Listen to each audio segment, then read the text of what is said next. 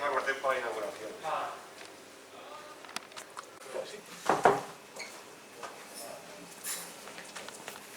Micrófono. Sí, micrófono, sí, vale. sí. Yo lo subo si veis que... Bueno, pues nada, ¿se oye así bien? ¿Sí? No sé si está bien. Vale. Pues nada, bueno, lo primero, gracias a todas y a todos por acercaros aquí a la presentación y bueno, muchas gracias a Luis por acogernos y por la propuesta y por el acogimiento que nos ha dado. Y nada, bueno, pues venimos un poco, estamos como que dice de gira por Cataluña, no, que nos apetecía venir por el norte en general, ¿no? Porque bueno, pues sabemos que hay mucha gente vinculada con Extremadura, ¿no? De una manera u otra. Muchos inmigrantes también y bueno, pues es un libro que sacamos ya hace el año pasado, vamos, pero que tenemos ganas de venir a Cataluña desde que lo sacamos prácticamente. Y bueno, pues ¿qué podemos decir? Otra Extremadura es un libro, yo creo, personalmente, que ha tenido un efecto, claro, principalmente allí, ¿no? A muchas personas, descubrirle muchas historias que no conocían, ¿no? A pesar que es un libro de historia reciente, ¿no? De historia contemporánea, porque abarca pues desde 1902, la primera historia sobre el primer congreso obrero en la región, hasta el 2020, porque el libro salió, ya digo, el año pasado, ¿no? Después de todo el tema del COVID, y bueno, pues hay los últimos 3 microcapítulos, ¿no? Son sobre la pandemia, ¿no? Pero en concreto en el contexto de Extremadura. Y bueno, pues ya digo, es un libro que recorre 120 años, ¿no? Un puñado de acontecimientos, algunos más conocidos, vistos desde otra perspectiva, y otros pues, completamente desconocidos, ahora lo explicará Manolo. Pero el efecto que hemos percibido en presentaciones y tal, porque lo hemos presentado principalmente en Extremadura, no solo, hemos ido a otros sitios, pero es verdad que allí, muy a nivel de pueblos y tal, pues lo que nos comentaba la gente, bueno, por un lado, gente más mayor, qué bueno que esto se cuente porque no teníamos ni idea, ¿no? O no teníamos, o necesitábamos refrescarlo, o hay algunas cosas que se nos escapaban, y luego otra mucha gente que con muchos de los hechos históricos que se cuentan no tienen ni idea, y entonces, bueno, pues en especial con la gente joven, ¿no? Yo con muchos amigos lo he visto, que pues si el libro tiene 34 textos, la gran mayoría, ahora en los últimos años, no lo que está ligado al 25 de marzo y tal, sí que ha sonado un poco más, pero muchas otras cosas, incluso ya digo, de la historia más reciente, pues me ha pasado con muchos amigos que dicen cómo ha pasado esto y no teníamos ni idea y tal. Y bueno, eso sirve también pues, para plantearnos cuántas más cosas no se conocen y cómo es posible, ¿no? que eso ocurra, ¿no? Una cosa que tenemos tan cercana, ¿no? Una de las cosas que hablábamos, que los libros de texto, por ejemplo, el libro de historia que se estudia en Extremadura no aborda prácticamente nada de lo que tiene que ver con la historia popular, de las clases populares trabajadoras, y bueno, pues sí que el que vence hace la historia, ¿no? Eso ya lo sabemos. Y bueno, pues un poco eso, un poco también la idea de que el pasado tiene mucho que interpelar al presente, ¿no? Y que no, como ahora comentará Manolo, que es una cosa que él siempre dice, pues que no hay que separar demasiado la historia de la política o del presente o de las cosas que ocurren a día de hoy.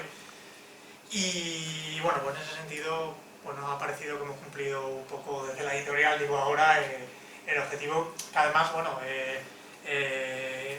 para nosotros ha sido importante que sea el primer libro de la editorial, que pues, eso ha nacido parejo a otra Extremadura, porque el proyecto editorial es decir que tiene precisamente eso, ¿no?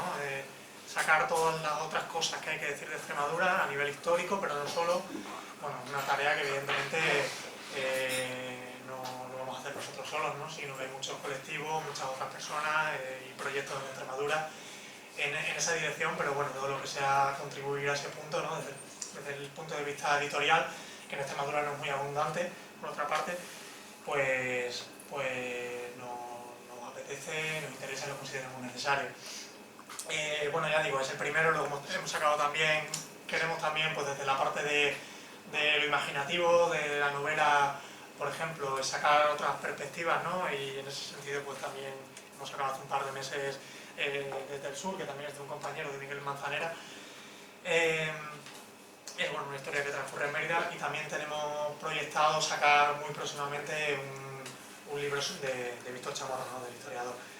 En ese sentido, bueno, pues todo lo que venga, también tenemos idea de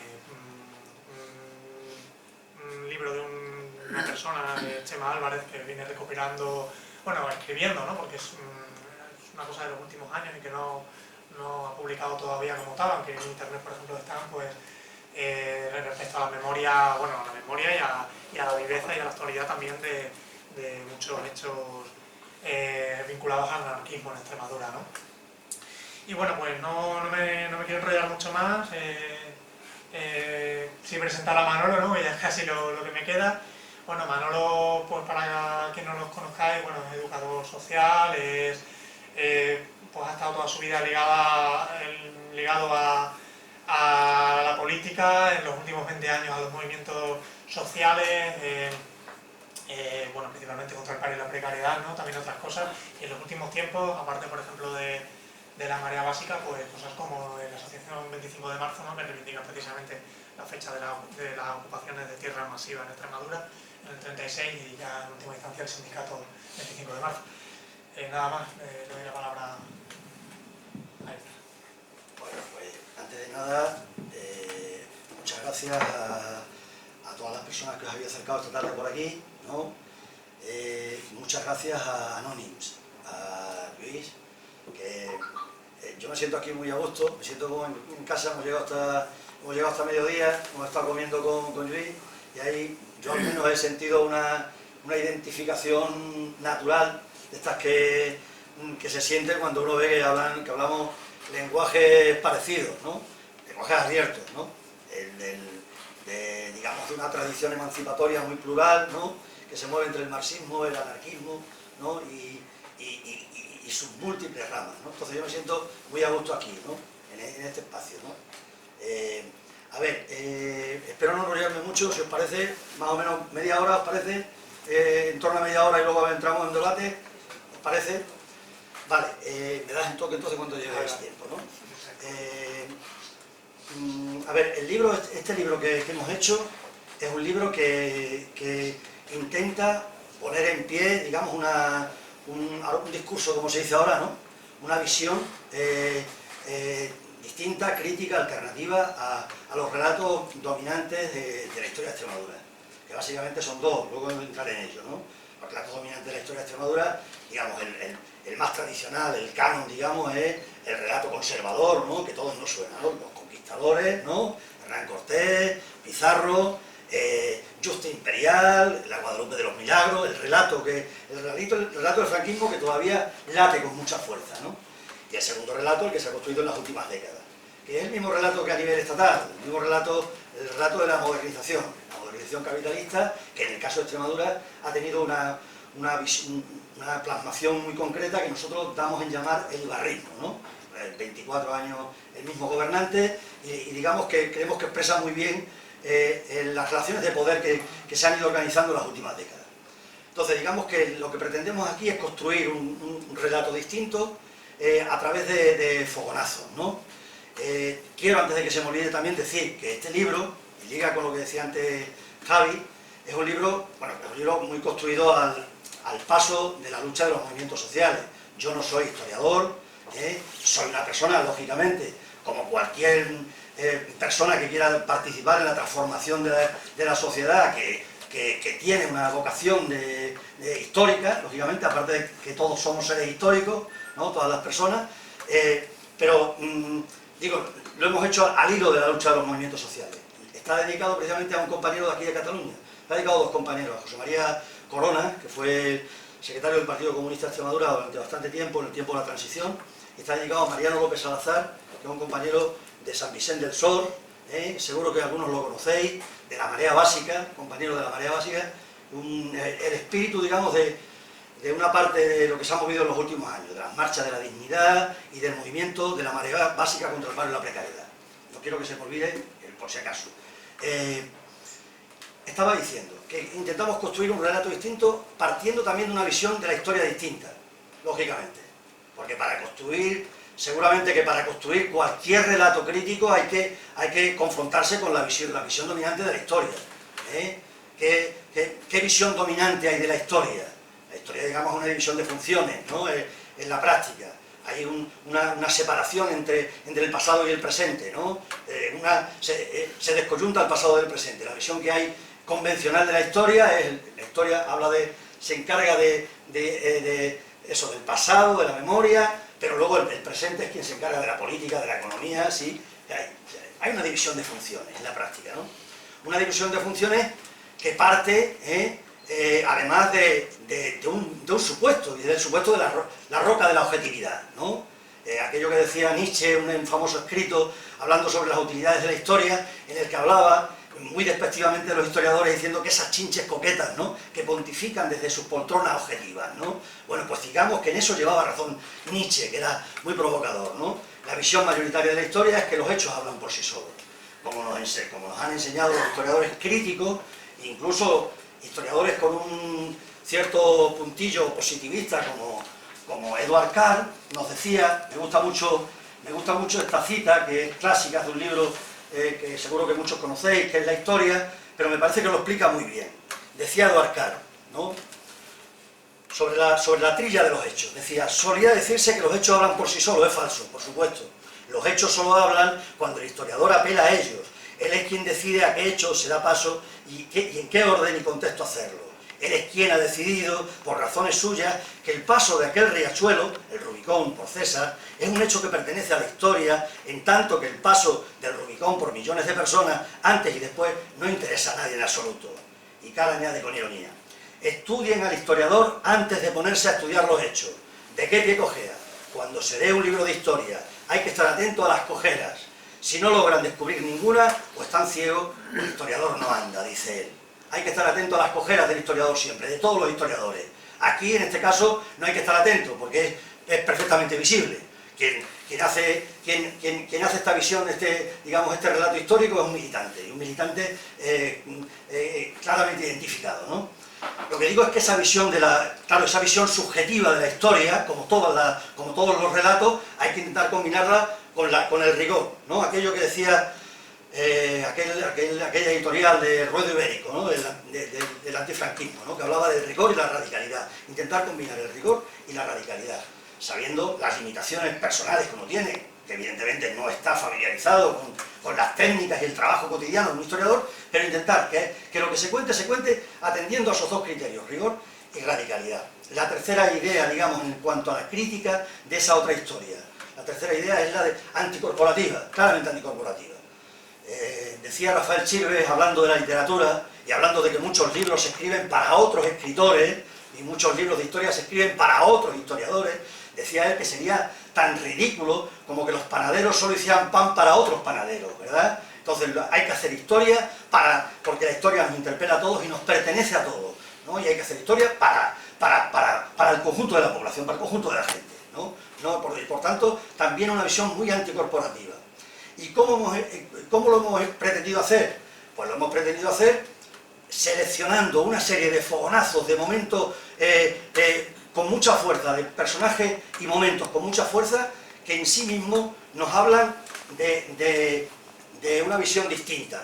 Aquello que decía, me gusta mucho también la cita, y lo leo, y además que creo que expresa, por lo menos la ambición, lo expresa con mucha claridad. Decía Walter Benjamin, que es uno de los grandes inductores de este libro y de otros muchos libros en los últimos años, ¿no?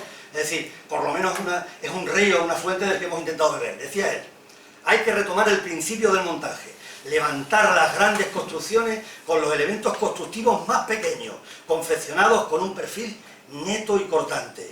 Descubrir en el análisis del pequeño momento singular el cristal del acontecer total. Esa es la idea. La idea es construir ese relato partiendo de elementos constructivos muy pequeños, pero que tengan esa calidad de un perfil neto y cortante. Entonces, digamos que ese es el modo que hemos utilizado. ¿Qué historia de Extremadura? ¿Qué otra historia de Extremadura? Para empezar, una historia de Extremadura, como digo, que trata de sacar cosas que se nos han ocultado. Si uno va a los libros de texto que estudian nuestros chavales ahora en Extremadura, puede comprobar que muchas de estas cosas que yo digo no las va a encontrar. Primero, no se puede entender la historia de Extremadura sin la lucha por la tierra. No se puede, seguramente, la historia de una parte muy importante de toda España, o ¿no? Pero la historia de Extremadura no se puede entender sin la lucha por la tierra, no se puede entender sin la lucha entre los campesinos sin tierra y los grandes propietarios de la tierra. La estructura de la tierra en Extremadura es una estructura, como diría Víctor Chamorro, de calcificación medieval. El latifundio viene desde el siglo XIII, digamos, podríamos hablar desde las repoblaciones árabes, digamos. Desde ahí empieza a consolidarse y posteriormente, aunque hay una pelea permanente, ya en el siglo XVIII hay una pelea de los unteros, de la que dan cuenta los historiadores, ¿no? Pero fundamentalmente cuando ese conflicto va a tener una entidad, una fuerza enorme, va a ser en el transcurso de lo que es la construcción del capitalismo en el Estado español. Y la construcción del capitalismo se basa, como decía el antropólogo austriaco Karl Polanyi, en la conversión en mercancías de cosas que no lo son. ¿De qué cosas fundamentalmente? De dos: el trabajo y la mercancía.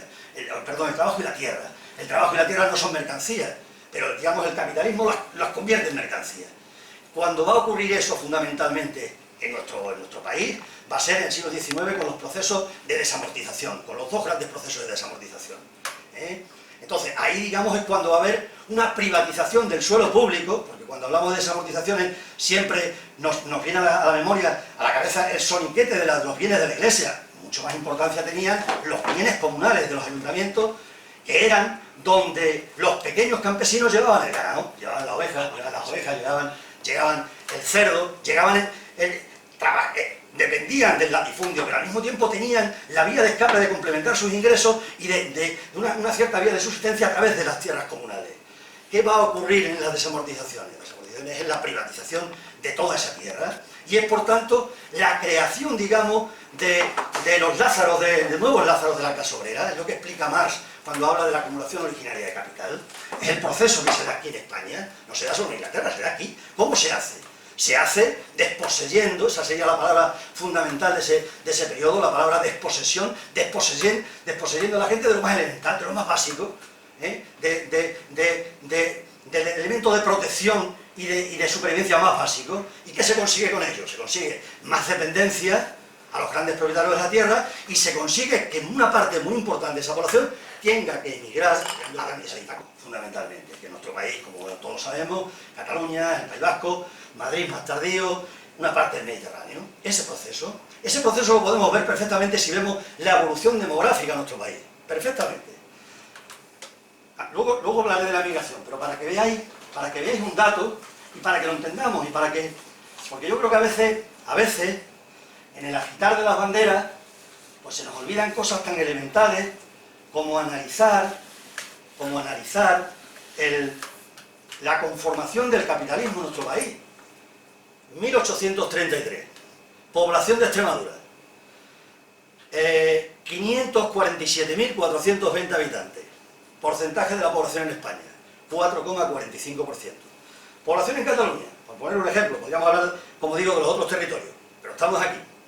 Total en Cataluña, 1.041.222 habitantes, porcentaje de la población de España, 8,47%. El doble de la población, hoy es 7 veces la población, más de 7 veces la población de Extremadura, por poner el caso de esta tierra. Es decir, el proceso de conformación del capital que va generando, que va expulsando a un montón de gente a trabajar en la fábrica, a ser la mano de obra barata de la construcción y el desarrollo de ese capitalismo. Bien, ese proceso que estamos contando con pequeños trazos, ¿qué ocurre? Ocurre lógicamente donde hay poder y resistencia, y hay una resistencia del campesino muy fuerte, tan fuerte como aquí los compañeros han expresado también en Cataluña. Yo cuando le comentaba antes a Lluís, ¿no?, como el primero de los paneles de esta exposición, magnífica, el primero de los paneles habla del congreso, el primer congreso anarquista en 1870 de Anselmo Lorenzo. Cuando uno va al proletariado militante, el libro de Anselmo Lorenzo, se va a encontrar allí no solo a las sociedades obreras que ya están peleando en los centros industriales, sino se va a encontrar allí a las sociedades obreras campesinas, se va a encontrar allí a los pueblos de Aceuchal, de Navalmoral de la Mata, 10 sociedades campesinas de Extremadura que participan en el congreso de 1870. O se va a encontrar en 1873 con la Junta Revolucionaria de Jerez de los Caballeros, que plantea como primera medida dar marcha atrás a las desamortizaciones. dura 8 días, eso sí, y otras medidas, evidentemente, cementerios laicos, desestancar el tabaco, etcétera, etcétera. Pero digo, como elemento central el tema de la tierra.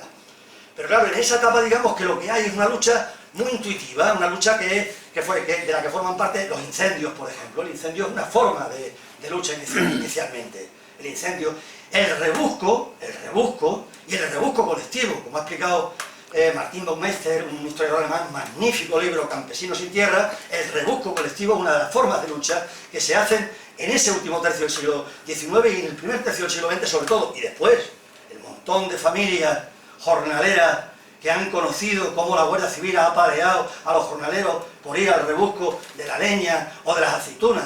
En Extremadura eso llega hasta los años 60, tenemos gente. Yo estoy estudiando ese tema, me he encontrado ya unos cuantos, vamos, ya hay muchos, yo sé que me consta que hay muchos, tanto muertos como personas que han pasado por los cuartelillos y han pagado el rebusco, en este caso más individual. Pero vamos al rebusco colectivo.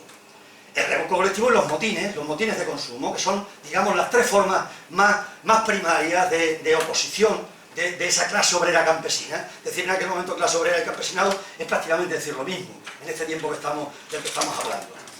Digamos que va avanzando ese movimiento, va siguiendo la pelea, y vamos al segundo panel. Digo por hacerlo, por buscar la similitud de esa conformación del capitalismo en distintos sitios. El segundo panel, ¿qué tenemos? Tenemos el surgimiento ya con mucha fuerza del anarquismo. En Extremadura, ¿quién organiza el primer movimiento obrero más consistente? La Germinal. La Germinal de Badajoz, 1902, que empieza a hacer toda una pelea de organización de la sociedad de las obreras campesinas. El primer convenio del campo que se consigue en Badajoz, precisamente es partiendo de esa sociedad que os estoy mencionando. Convenio del campo en el que se están peleando cosas tan básicas, tan elementales, pues como que se trabaje solo, entre comillas, de sol a sol, y no de luz a luz. Claro, porque antes de salir el sol es media hora, y después de salir el sol, otra media hora. En ese se plasma trabajar solo de sol a sol, se plasma las 5 paradas al tabaco. Esto es esa expresión que muchas veces hemos repetido, ¿no? En todos los trabajos se fuma. Claro, es que no era tanto el tabaco, era el derecho al descanso, evidentemente. Se plasma el peso que tienen que tener los sacos, etcétera, etcétera, ¿no? El primer convenio que se consigue de los trabajadores del campo, 1902. Y hay todo un trabajo de siembra y de condensación de todo eso, que donde va a forar con una enorme fuerza va a ser la República. La Segunda República ya nace con la reivindicación de la reforma agraria, que conocemos todos con esa expresión, ¿no?, de la tierra para el que la trabaja, ¿no? Ya nace la Junta Republicana en 1930, en su programa llevan la reforma agraria. Cuando la reforma agraria, todo el trabajo que han ido haciendo las sociedades obreras a lo largo del primer tercio del siglo XX en cada pueblo, los historiadores lo han ido registrando. Hay cantidad de pueblos en los que las sociedades obreras se han constituido y han ido montando sus molinos de pienso, sus pequeñas cooperativas, otro mundo que han ido construyendo y que va a surgir con mucha fuerza en la Segunda República. ¿Qué pasa en la Segunda República? En la Segunda República, claro, hay toda una pelea, toda esa pelea, es cuando va a adquirir todo su conflicto, ¿no? El conflicto más intenso. 3 momentos. Víctor Chamorro habla le llama las 3 fechas consanguíneas. La primera fecha, digamos, por destacar, ¿no? 1934, la huelga general campesina. Conocemos la huelga general de octubre de los mineros, pero no conocemos su anticipo, que es la huelga general de campesina del 5 al 12 de junio, brutal. Para que veáis la fuerza que tenía aquella huelga, que fue una gran derrota. La fuerza que tienen de Extremadura, por ejemplo, 13.000 detenidos, 600 presos que se llevan a las cárceles de Ocaña y de Burgos. Hay todo un movimiento, pueblo a pueblo. En los libros de texto solo nos hablan de Casas Viejas y de Castiblanco. No nos hablan de los Castiblancos obreros, no nos hablan del montón de obreros que mueren en enfrentamientos con la Guardia Civil, en actos de rebusco colectivo, en actos de pequeñas ocupaciones de tierra. Son infinidad de pueblos, muchos pueblos de Extremadura, infinidad no, pero muchos. Barcarrota, Alconchel, Fuente del Maestre, Zarza de Granadilla, Miajada, y podíamos sumar así 30 jornaleros asesinados en esa lucha, nos habla un historiador, Francisco Javier García Carrero. Esa lucha, la huelga del 34. El segundo momento importante, 25 de marzo del 36, que es el pico más alto de ese sistema montañoso que han ido construyendo todo el movimiento obrero campesino de Extremadura. ¿Qué se hace ahí? Esta fecha ha sido hurtada descaradamente al pueblo extremeño y al pueblo español, a toda la gente. Se la ha ocultado, no está en ningún libro de texto. Sí está en Malefaki, sí está en Túnez de Lara, sí está en Paul Preston, sí está en Paco Espinosa, sí está en Víctor Chamorro. No está en los libros de texto, no está en ningún sitio. Y no está en ningún sitio. Luego intentaremos explicar un poco la relación con el presente de por qué ocurre eso. ¿Qué pasa el 25 de marzo? El 25 de marzo, en 280 pueblos, se ocupan 3.000 fincas. No una finquilla, no, 3.000 fincas. ¿Y por qué se hace en marzo? Porque hay que sembrar. No es una ocupación simbólica, es una ocupación porque hay que empezar a sembrar. Y en esa fecha, 25 de marzo del 36, poco después de un mes del triunfo del Frente Popular, el 16 de febrero, los campesinos le dicen: ahora tenéis que cumplir vuestra promesa, que no la habéis cumplido en este tiempo, porque ha sido una reforma agraria muy insuficiente, que además ha estado continuamente boicoteada por la patronal y por la derecha. Tenéis que cumplir la palabra.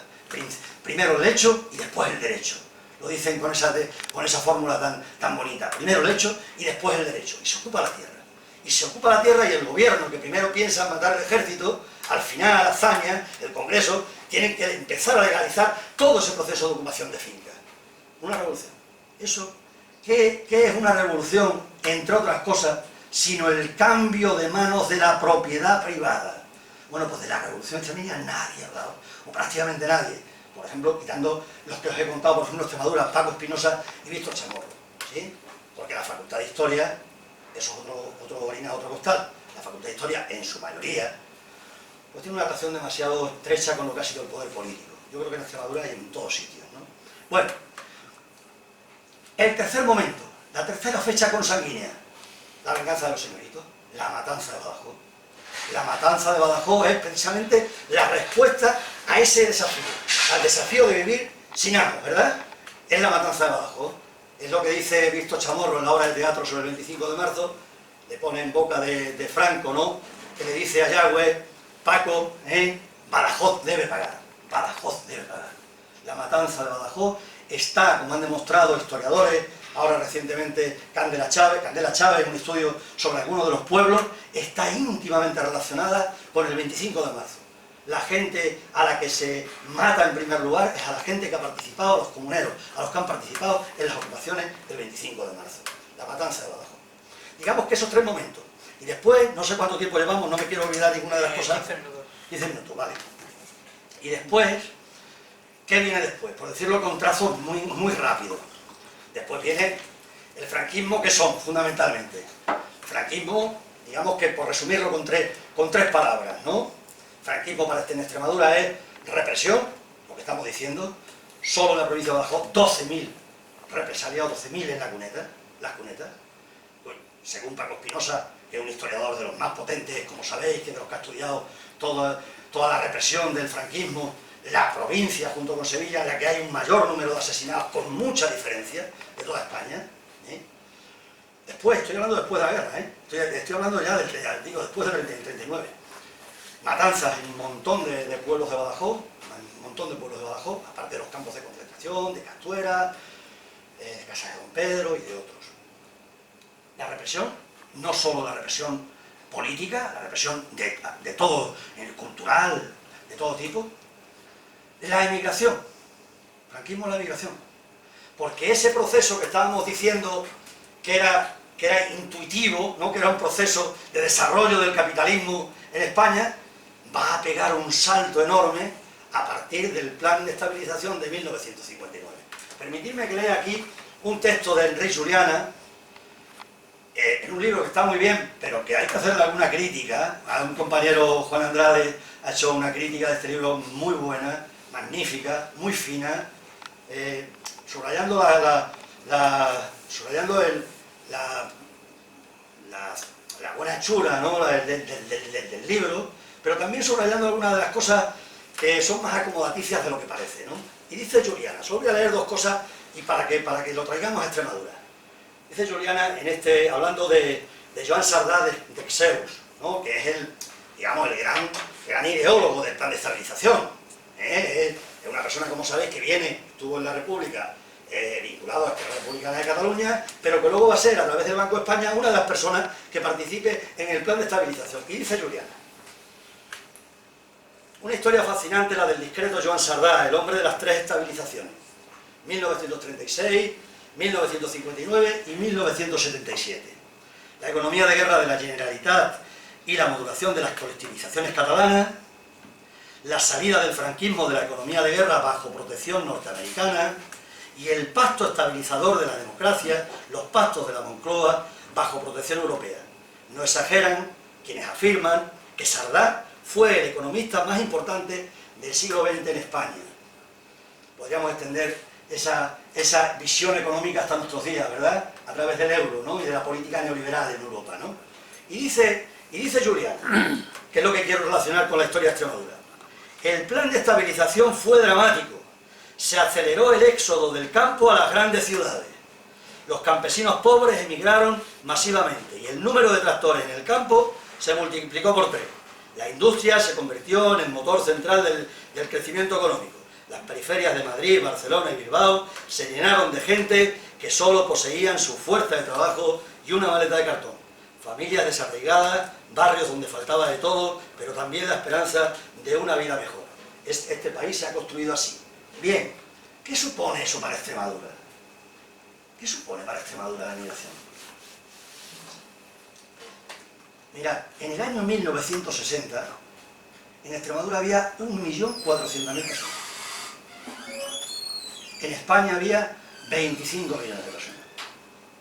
Hoy en España hay casi 47 millones de personas y en Extremadura hay 1.060.000 personas.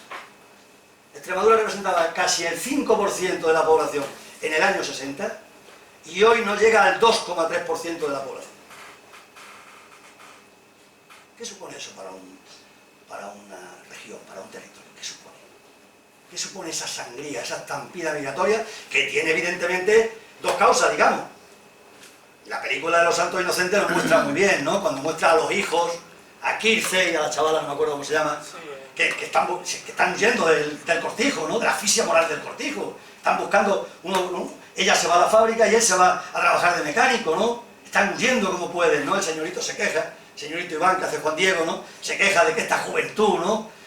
Que ya no tiene los mismos valores, no tiene los mismos valores de humillación que han tenido que aceptar los que perdieron la guerra. Miguel Delibes en el libro habla de Ireneo, ¿no? Azarías, ¿qué fue de Ireneo? Le pregunta en el libro, no sale en la película, que por otra parte es una película extraordinaria. Pero Ireneo, ¿quién era? Ireneo dice, ya Ireneo se fue al cielo, le dice Azarías. 12.000 se fueron al cielo solo en la provincia de Badajoz. Después, los santos inocentes vienen después, no antes. Vienen después de que Extremadura fuera la vanguardia de la reforma agraria, de que fuera un pueblo que se levantó dignamente por la tierra. Viene después, al contrario del relato oficial, porque esos dos relatos que yo he dicho, tanto el tradicional como el de la modernización capitalista, tienen un denominador en común, que es esa idea poco menos que de la resignación como algo genético, ¿verdad? La resignación extremeña. ¿Cómo que la resignación extremeña? La resignación, la humillación vino después del genocidio que se produjo. Y después, claro, hay dos cosas. Está por un lado la fuga del cortijo y está por otro lado lo que es el desarrollo del capitalismo en España, que va chupándose toda la mano de obra. Ven aquí, que aquí lo que queremos es mano de obra fuerte, joven y fuerte, como siempre, porque ese es el proceso que se da siempre con todos los procesos de migración, ¿verdad? Y que va dejando a un territorio como tierra de sacrificio, como tierra, en este caso sí, de auténtica colonia. Pues claro, ¿qué es lo que hay? ¿Qué define una colonia? En primer lugar, lo define una colonia proporciona mano de obra, ¿verdad? Barata. Hombre, ya lo estamos diciendo. El segundo factor que define una colonia, que se extraen las materias primas, ni siquiera se transforman. Todavía al día de hoy el 70% del vino, por ejemplo, del vino que nos bebemos, ¿sí?, se vende a granel. O sea, lo bebéis embotellado con otra etiqueta, por eso se habla del riesgo extremeño, ¿verdad? Todavía al día de hoy. Y podría hablar de otros muchos productos. Es decir, la extracción de la materia prima, de la energía que se produce allí, en toda la época de los pantanos, después la central nuclear de Marás, ¿no? Y ahora que estamos con la amenaza de 210 proyectos de minas nacionales, de extractivismo, que va a condenar todavía más, si no lo impedimos, a Extremadura. Entonces, claro, o por ejemplo la fuga del ahorro.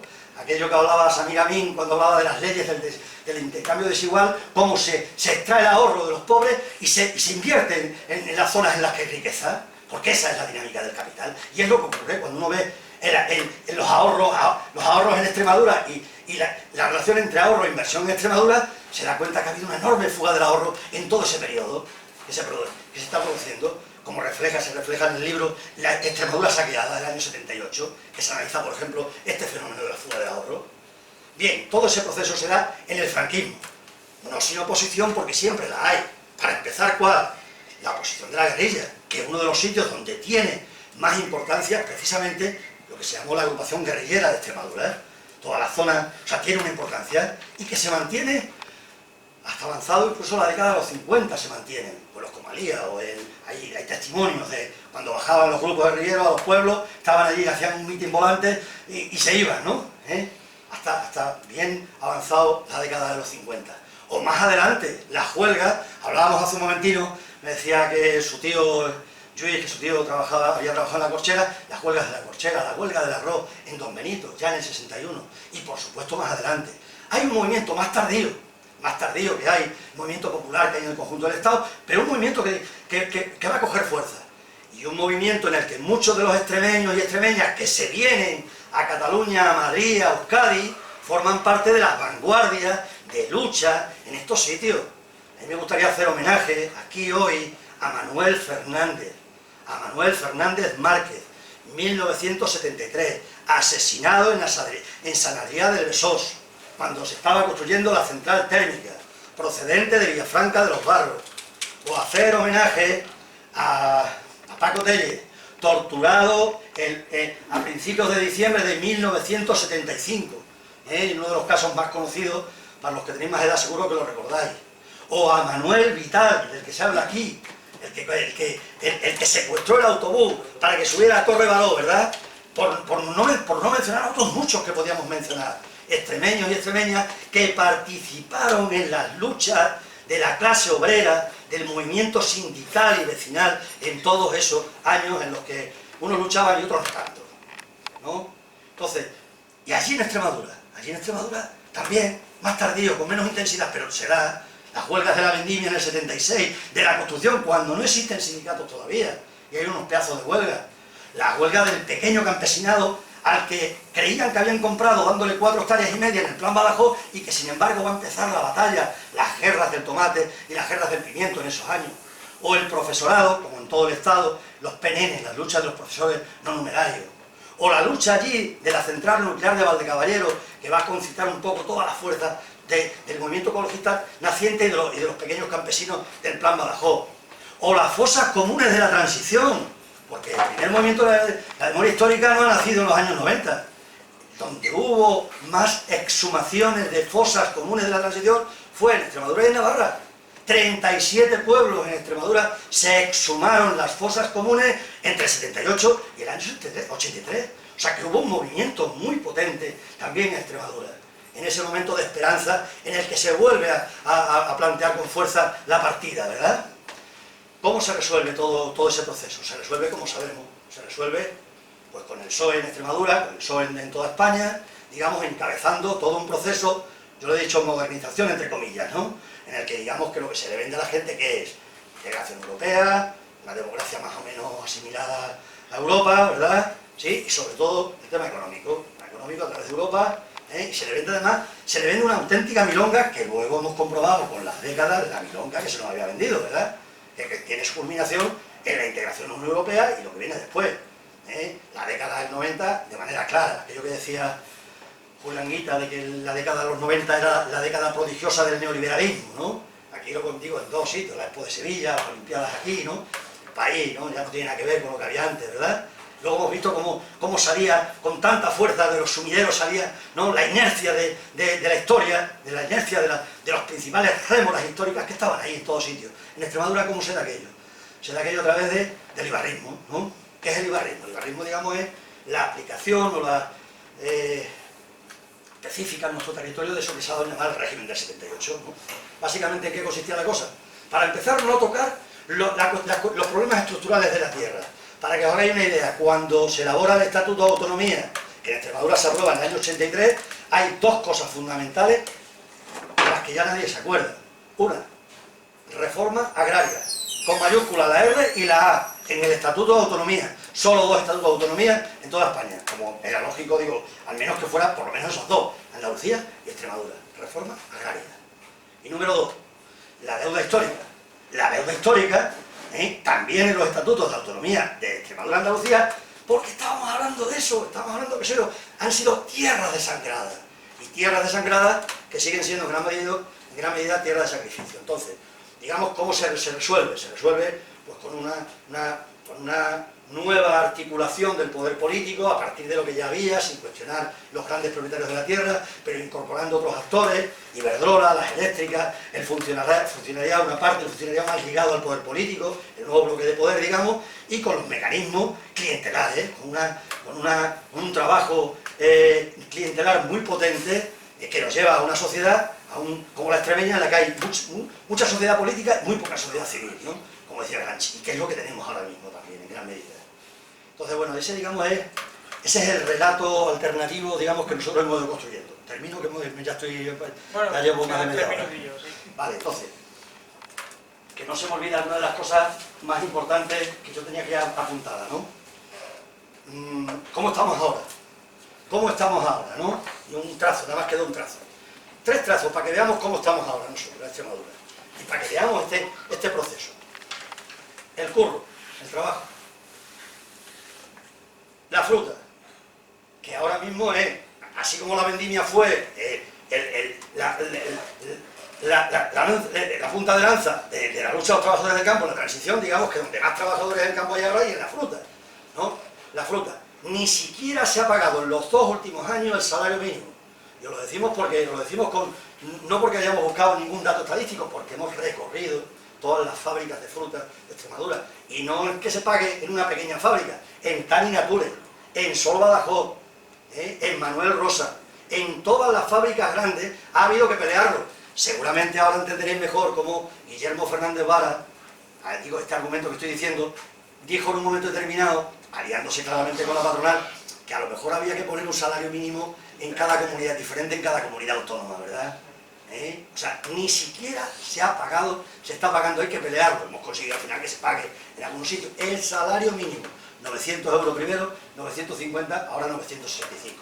Segundo, lo que dije de los 210 proyectos mineros a cielo abierto, que hay ahora, afortunadamente, batalla en muchas comarcas, La Pillueca, Cañaveral, Campiña Sur, Alconchel, etc. Y el tercer dato, para que veamos, en los últimos 8 años se han largado de Extremadura 40.000 personas. No contentos con la sangría migratoria de entre los 50 y los 70, que le tenía que dar vergüenza a todos los políticos sin distinción en Extremadura, y le tenía que dar vergüenza a mucha gente también de fuera de Extremadura, se han largado en los últimos 8 años 40.000 personas de Extremadura. Se calcula que dentro de muy poco, 5 o 6 años, estaremos por debajo ya del 1.000.000 de habitantes. ¿Vale? Entonces, digo, esa es la idea, y la idea de este libro es un libro de batalla. Digamos, hemos seleccionado, digamos, esos periodos, esos acontecimientos, esos personajes, ¿no? Esos protagonistas, para decir que hay otra historia de Extremadura, una historia de Extremadura rebelde, una historia de Extremadura como un pueblo rebelde, que ha peleado siempre por su dignidad. Como queráis, si queréis intervenir, ya sea para algo que os haya llamado la atención, algo que queráis contar, o simplemente ampliar un poco ahí el debate, pues sentiros libres. Ya digo, no sé, alguna pregunta concreta, como simplemente otra cosa que vea interesante mencionar, Sí, que sí. he dicho. Venga, que seguro. Bueno, primero, soy inglés, entonces yo he aprendido muchas cosas aquí, porque aparte del nombre de Extremadura y algunos hechos, no sabía nada de nada, realmente. Incluso a veces has dicho, seguro que vosotros conocéis X, Y, Z, yo no. Entonces, es una muy buena pincelada para empezar. Pero antes de hablar un poco de la historia, ¿cómo ves el futuro, digamos?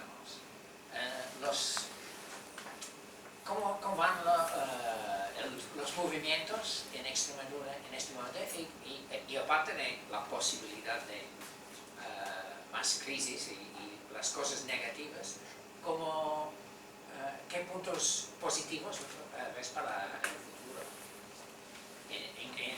Hablando de luchas. Mira, en los últimos años, digamos, si tuviéramos que recorrer los últimos años, las luchas más potentes que se han dado han sido, voy a hablar de las tres últimas, ¿no? La lucha de la refinería, la lucha contra la instalación de la refinería en Tierra de Barro, la lucha por la renta básica, el campamento Dignidad, los campamentos Dignidad, las marchas de la dignidad, y la última, digamos, más, que tuvo, creo que fue muy bien controlada por el poder, la lucha por el tren, por el desastre del tren, digamos, ¿no? Ahora mismo, digamos que donde más potencia dentro de la debilidad de los movimientos sociales es en Extremadura, donde más potencia hay, digamos, y hay, yo soy muy optimista, casi por naturaleza, ¿no? Pero porque creo que se puede dar una alianza muy poco usual entre el movimiento sindical o social y el ecologismo, ¿no? Es decir, que suelen repelerse, ¿no? Entonces, donde más movimiento veo yo ahora mismo es, por un lado, en la oposición a la instalación de las minas, porque yo creo que hay una cierta conciencia. El grito más que se oía más en las últimas manifestaciones, que han sido los días 7 y 17 del mes de septiembre, pues era Extremadura no se vende, Extremadura se defiende. Es decir, digamos que ahí se junta por un lado el ecologismo con una cierta visión de territorio, ¿no? y de dignidad regional, por de una manera, ¿no? Digamos que se junta, ¿no? Se junta por otro lado lo que os estaba diciendo, de lo social, porque la convocatoria última que hemos hecho la hemos hecho algunos sindicatos, se han hecho algunos sindicatos junto al movimiento ecologista, digamos, esa idea, ¿no? De derecho a vivir dignamente en Extremadura, no a través de proyectos extractivistas, ¿no? La reforma agraria, y tiene un papel fundamental, no las minas, sino la reforma agraria, y si tiene que cambiarse las leyes, que se cambien, es decir, si tiene que reducirse drásticamente la jornada de trabajo, que se reduzca, pero que se garantice que nadie de las personas que quieran vivir y trabajar dignamente en Extremadura tenga por qué emigrar, ¿no? Digamos que esa sería la idea de la reforma agraria, no como un conjunto de medidas técnicas, sino como un proyecto de transformación social, ¿no? Entonces, ¿qué posibilidades de lucha hay? La partida siempre está abierta y no sabemos si eso al final va a cuajar. A mí, yo tengo buena impresión de que hay posibilidades de lucha. Lo que pasa es que en Extremadura, y tiene que ver con lo que yo decía, el clientelismo, la pelea es muy complicada también, porque el poder está en todas las salsas, y el poder actúa como casi los dos sitios, o te atrapa o te arrincona y te aísla, ¿no? Pero allí mucho más. Digamos que la estructura que se ha ido construyendo allí ha sido una estructura de control muy cercano, ¿no? Muy cercano y, digamos, un caciqueo, un caciquismo de menudencia, ¿no? Entonces es muy complicado hacerlo porque al final, la gente lo sabe, al final si te enfrentas mucho al poder, te queda el camino de tener que largarte, porque le ha ocurrido a mucha gente, desgraciadamente. Ahí, en el libro cuento una anécdota de un compañero nuestro, abogado, que tuvo la osadía de hacer un informe crítico sobre el proyecto de la refinería. Y le dijo el jefe de servicio de administración, el secretario general técnico, le dijo, porque le dijo que lo diera por escrito aquella orden, ¿no? Y le dijo, si me vuelves a pedir que te lo dé por escrito, te echamos de Extremadura. Sí, hasta le pedía la orden de que acometiera, ¿no? Le pedía que le diera por escrito que aquel proyecto que consideraba que no era una aberración de subvención a Alfonso Gallardo, que literalmente han puesto al director general de incentivos empresariales, siempre ha sido uno de los gerentes de la empresa de Alfonso Gallardo, en la Junta de Extremadura, le pedía que se lo diera por escrito esa orden, y la respuesta fue esta. Y os insisto, y os digo, y hago hincapié en el final de la frase: si me vuelves a pedir que te lo dé por escrito, que te dé algo por escrito, te echamos de Extremadura. Sí, está en el libro, ¿no? Sí, está en el libro, pero que es un compañero con nombre y apellido, y abogado. Sí, que nos lo contó, ¿no? Y no solo fue así, sino que hubo un tiempo en el que se dieron la maña para quitarle tanto a él como a la compañera de la administración, estaban como interinos en la administración. vamos, interinos, es la situación de precariedad, de comisión de servicio y tal.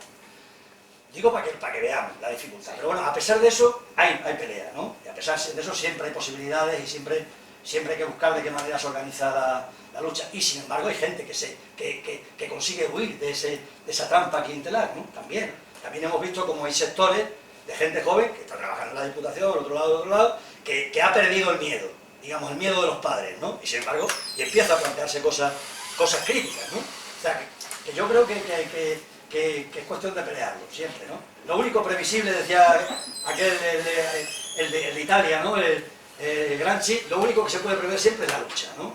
Entonces, va a haber lucha y vamos a intentar irlo cambiando. Pero posibilidades, yo creo que ahora mismo son pocas. Porque el momento, y no me enrollo más, ¿el momento cuál es? El momento, claro, no es Extremadura. El momento es la crisis de civilización en la que estamos. En la que, por ejemplo, ¿por qué se dan los proyectos extractivistas allí con tanta fuerza? Allí se planteaba, por ejemplo, que para aquí se lo cobraran en la SEAT, las minas de allí iban a nutrir a la fábrica de la SEAT. Digo, para que veamos el modelo que sigue en la cabeza de los políticos.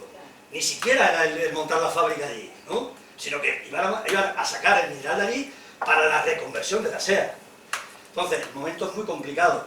Un momento muy complicado porque estamos en esa crisis terminal de la civilización de los combustibles fósiles, ¿verdad?